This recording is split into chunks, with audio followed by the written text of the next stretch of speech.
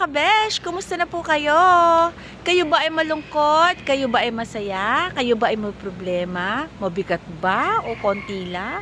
Naku, ibigay natin sa Panginoon lahat yan. Isuko natin mga kabesh kasi ang buhay natin ay pahiram lang ng Panginoon. Kaya kung ano man ang circumstansyang pinagdadaanan mo ngayon, simple lang yan. Isuko sa Panginoon. At maging kontento sa kung ano man meron tayo. Alam niyo naman ang buhay, talagang ganyan lang. Kailangan magpakatatag at huwag tayong susuko, 'di ba?